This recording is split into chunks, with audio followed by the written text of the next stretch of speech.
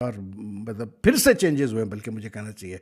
और मज़े की बात ये है कि यार एक इंडियन एजेंट को बना दिया भाई हेड बांग्लादेश क्रिकेट बोर्ड का।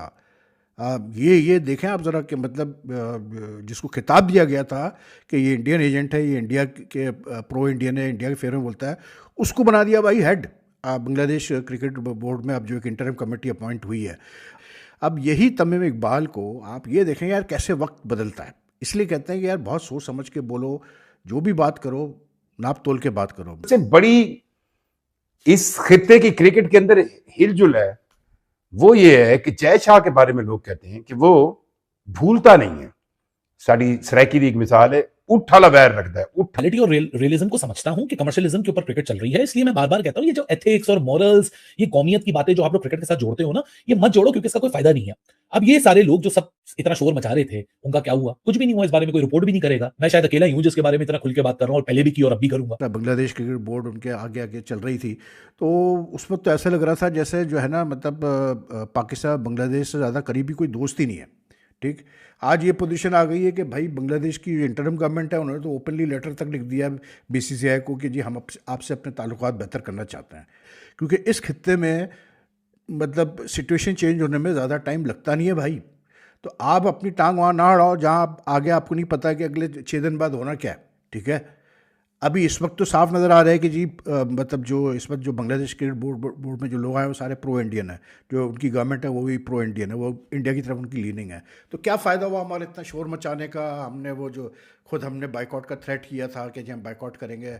लेकिन वो अमीनुल इस्लाम जो जय शाह को पसंद नहीं थे, उसको जय शाह खुड्डे लाइन करवाने में कामयाब हो गया। और तमीम इकबाल जो कि उनके बड़े लेजेंड एक ओपनर बैटर और वो क्रिकेटर हैं जो आप कहें जिनका बांग्लादेश के लिए रिकॉर्ड बहुत अहम है, वो अब एडहॉक कमेटी के बांग्लादेश के सरबराह यानी चेयरमैन बीसीबी समझ ले, बांग्लादेश क्रिकेट बोर्ड समझ ले, और जो नया सेटअप आया, जो नई गवर्नमेंट आई है, उसने ये काम कर दिया। और आ रही है कि तमीम इकबाल को बांग्लादेश में जो प्रेसिडेंट बनाया जा रहा है बांग्लादेश क्रिकेट बोर्ड का, और खबरें ये हैं कि क्या इस वजह से बनाया जा रहा है कि वो इंडिया के लिए बड़ी पॉजिटिव बात करते हैं। लेकिन बिल्कुल ऐसा ही है, क्योंकि इस टाइम बांग्लादेश जो है वो अब चाहता है, मैंने पहले भी बात की थी, ये थूक के चाटने वाली बात है, सॉरी टू से ये वर्ड अच्छा नहीं है। जय शाह ने अपना पहला शिकार कर लिया, और पहला शिकार जी अमीनुल इस्लाम।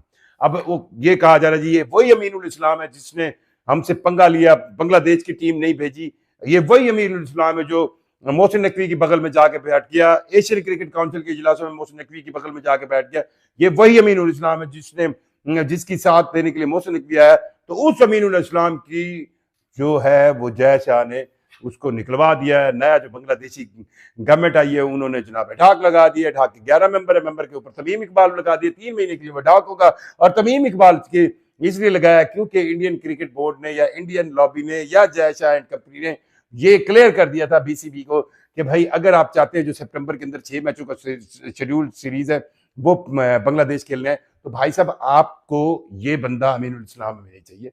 ओ भाई ये कहानी तो बहुत पीछे की है, अब यहाँ पे भी सुन ले। 2025 के अंदर जब बांग्लादेश क्रिकेट बोर्ड के इंतखाबात हुए थे तो जिस बंदे ने पहला इतराज उन इंतखाबात की शफाफियत पे किया था वो तमीम इकबाल था, और वो खुद उम्मीदवार भी था। उस वक्त उसकी दाल नहीं गली, अमीनुल इस्लाम आ गया, नई गवर्नमेंट आई। आपको पता होगा इस गवर्नमेंट से पहले एक निगरान स्पोर्ट्स मिनिस्टर थे जिनके बयानात बहुत सख्त थे, एंटी इंडिया थे। उसी के पीछे कौम खड़ी हो गई, वो एक सिनेरियो बन गया, एक मौकफ बन गया। उस मौकफ पे सारे डट गए, और इस डटे रहने के बाद जो है रिजल्ट ये निकला कि बांग्लादेश की क्रिकेट टीम वहां नहीं गई। और उसके आफ्टर मैच में पाकिस्तान क्रिकेट बोर्ड ने, मोहसिन नकवी ने बांग्लादेश क्रिकेट बोर्ड का साथ दिया।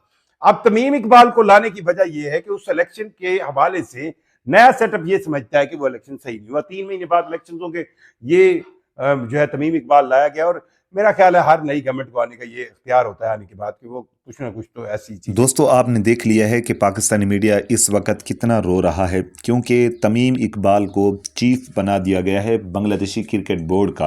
अब आपको अंदाज़ा होना चाहिए कि तमीम इकबाल को भारतीय जो है ना प्रो भारत कहा जाता है, पाकिस्तानी मीडिया कहता है।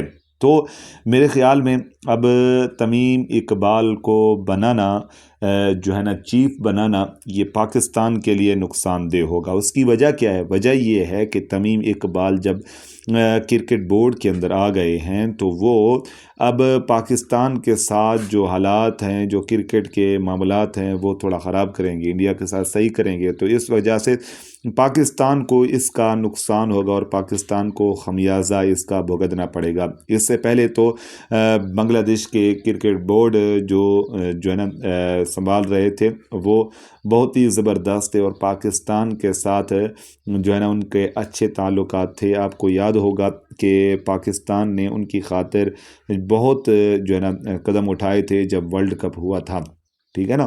तो बांग्लादेश क्रिकेट बोर्ड उस वक़्त पाकिस्तान के आगे शुक्रगुजार था कि आपने हमारा साथ दिया, बाकी किसी ने साथ नहीं दिया। तो अब जो है ना बांग्लादेश क्रिकेट बोर्ड इस तरह के काम करेगा नहीं कि पाकिस्तान उसका साथ दे। अब तो वो सीधा जाएगा इंडिया की गोद के अंदर। इस वजह से पाकिस्तानी मीडिया भी परेशान है और पाकिस्तानी जर्नलिस्ट, पाकिस्तानी शायकीन भी परेशान है कि ये क्या हो गया है। दोस्तों, बाकी आपकी इसके बारे में क्या राय है? कमेंट सेक्शन में अपनी राय का इज़हार ज़रूर कीजिएगा।